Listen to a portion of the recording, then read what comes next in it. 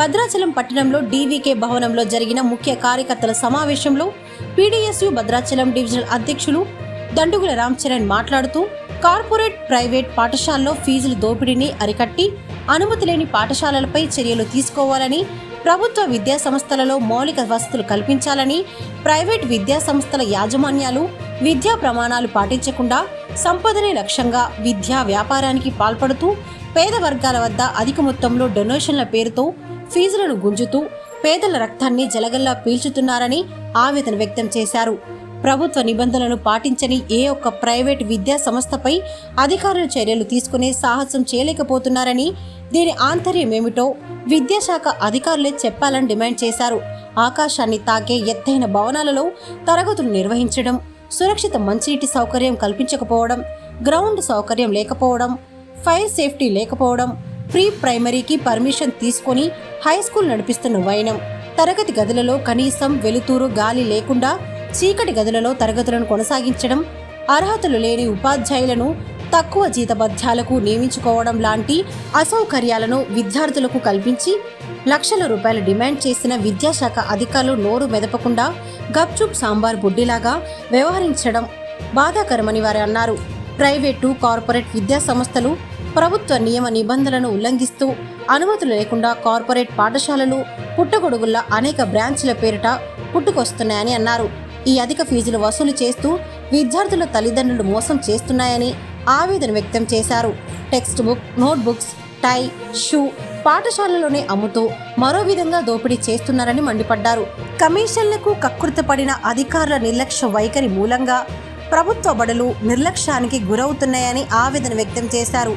ఇప్పటికైనా విద్యాశాఖ అధికారులు మేల్కొని విద్యా హక్కు చట్టం ప్రకారం నడుచుకొని ప్రైవేటు విద్యా సంస్థలపై తక్షణమే చర్యలు తీసుకొని తమ నిజాయితీని నిరూపించుకోవాలని వారు తెలిపారు. జిల్లా కలెక్టర్లు సైతం స్పందించి ప్రైవేటు విద్యా సంస్థల ఫీజులు, సౌకర్యాలను పర్యవేక్షించి ప్రభుత్వ నిబంధనలను పాటించాలని, వారిపై చర్యలు చేపట్టాలని వారు డిమాండ్ చేశారు. నా పేరు శివప్రశాంత్, పీడీఎస్యు భద్రాచలం డివిజన్ కార్యదర్శిని. భద్రాద్రి కొత్తగూడెం జిల్లాలో భద్రాచలం పట్టణంలో రోజు రోజుకి ప్రైవేట్ విద్యా సంస్థలకు సంబంధించినటువంటి ఫీజుల దోపిడీని అరికట్టాలని చెప్పేసి అనేక సంవత్సరాల నుంచి కూడా విన్నవించుకున్నా కానీ కనీసం అధికారులు పట్టించుకునే పరిస్థితి. ముఖ్యంగా భద్రాచలం మొత్తం కూడా ఏజెన్సీ ఏరియా. ఈ ఏజెన్సీలో చట్టాలను తొంగలో తొక్కి విద్యా చట్టాన్ని ప్రతిష్టంగా అమలు చేయకోకుండా ఇక్కడ లక్షలాది రూపాయలు ఈరోజు శ్రీ చైతన్య, అట్లాగే శ్రీ విద్య, త్రివేణి విద్యా సంస్థలు, కార్పొరేట్ విద్యా సంస్థలు ఒక పక్క విద్యార్థుల తల్లిదండ్రుల దగ్గర నుంచి ఫీజులు ఎక్కువ వసూలు చేస్తూ ఉన్నారు. దీని మీద ఇక్కడ ఉన్నటువంటి ఎంఈఓ కానీ, లేనుకుంటే ఇందుకు సంబంధించినటువంటి డిఈఓ కానీ, జిల్లా కలెక్టర్ ఏమాత్రం పట్టించుకునే పరిస్థితి లేదు.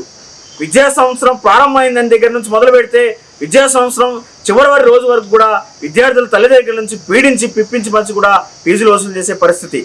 దీని మీద ఏ అధికారి మాట్లాడు, అట్లా దీనికి సంబంధించినటువంటి ప్రజాప్రతినిధులు ఇక్కడ ఉన్నటువంటి లోకల్ ఎమ్మెల్యే కనీసం కూడా నోరు మీద పరిస్థితి లేదు. ఏదో కామ్గా వచ్చినప్పుడు విద్యార్థి సంఘాలు మాత్రం స్టేట్మెంట్ ఇచ్చినప్పుడు కానీ, విద్యార్థి సంఘాలు కానీ కంప్లైంట్ చేసినప్పుడు మాత్రమే తూతూ మంత్రంగా విజిట్ చేసి వదిలేస్తున్నారు తప్ప కనీసం పట్టించుకో పరిస్థితి లేదు ఇక్కడ ఈరోజు ఉన్నటువంటి పరిస్థితి. విద్యారంగ సమస్యల పరిష్కారం కావాలి, ప్రభుత్వ విద్యని బలోపేతం చేయాలని చెప్పి ఒక ప్రక్క ప్రభుత్వాలు, అనేక ప్రభుత్వాలు, బీఆర్ఎస్ కానీ కాంగ్రెస్ కానీ అదే పరిస్థితిలో మాటలకే జరుగుతున్నాయి తప్ప ప్రైవేట్ విద్యా సంస్థని ప్రోత్సహిస్తూ ఉన్నారు. ప్రైవేట్ విద్యా సంస్థలలో అఫ్సర్ బిల్డింగ్ ఉండకూడదు, అయినా సరే అఫ్సర్ బిల్డింగ్లలో విద్యా సంస్థల విధావిధిగా కొనసాగుతూ ఉన్నాయి. దాంతోపాటు బుక్స్, యూనిఫామ్, టై, బెల్ట్ సంబంధించినటువంటి నోట్ బుక్స్ కూడా అమరాదని చెప్పేసి ఒక చట్టాలు చెప్తా ఉన్నా కానీ ఆ చట్టాలను పట్టించుకునే పరిస్థితి లేదు.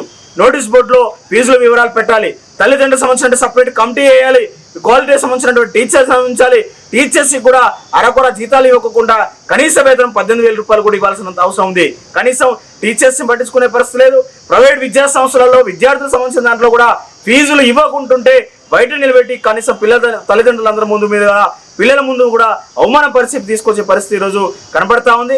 కాబట్టి ప్రైవేట్ విద్యా సంస్థలు చేస్తున్నటువంటి దోపిడీ మీద ఖచ్చితంగా జిల్లా కలెక్టర్ స్పందించాలి, లోకల్ ఎంఈఓ స్పందించాలి, లోకల్ సంబంధించిన ఎమ్మెల్యే స్పందించి దీని మీద చర్యలు తీసుకోవాలి. లేకుంటే రానున్న రోజులలో ఖచ్చితంగా పీడీఎస్యు ఆధ్వర్యంలో అన్ని విద్యా సంస్థలు విజిట్ చేసి బుక్స్ మాత్రం ఖచ్చితంగా అమ్మితే అక్కడే తగలబెడతామని చెప్పేసి కూడా పీడీఎస్యు ఖచ్చితంగా అధికారులకు సవాల్ చేస్తూ ఉంది. కాబట్టి దీని మీద వెంటనే స్పందించి చర్యలు తీసుకోవాలని చెప్పి పీడీఎస్యు డిమాండ్ చేస్తూ ఉంది.